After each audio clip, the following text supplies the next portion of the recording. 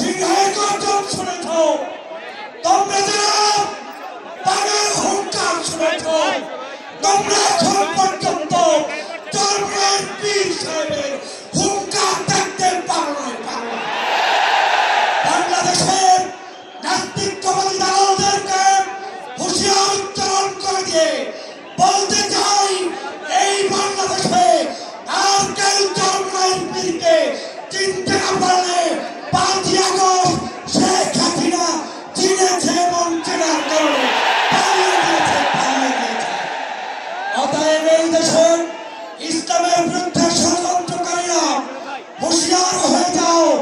ইসলামী আন্দোলন বাংলাদেশ থাকতে বাংলাদেশের কোন ইসলাম বিরোধী কর্মকাণ্ড চলতে দেওয়া যাবে না, যাবে না।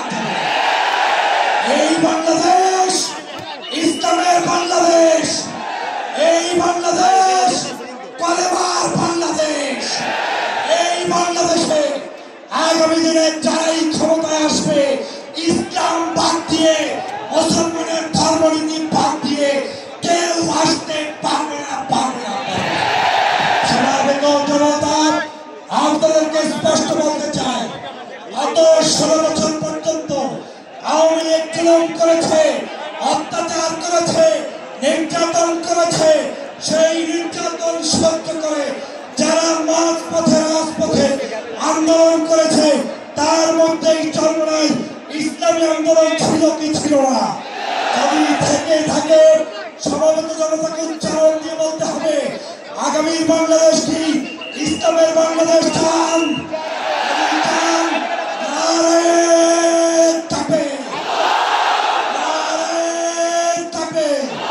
আমি সর্বশেষ একটি কথা বলতে চাই, আমাদেরকে ঐক্যবদ্ধ থাকতে হবে বাংলাদেশ বিনির্মাণের জন্য।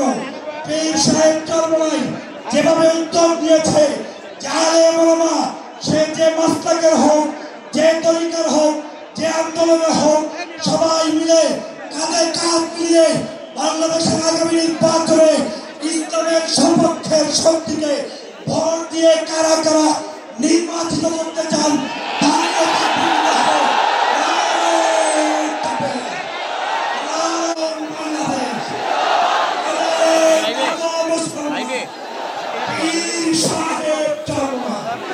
সবাইকে ধন্যবাদ।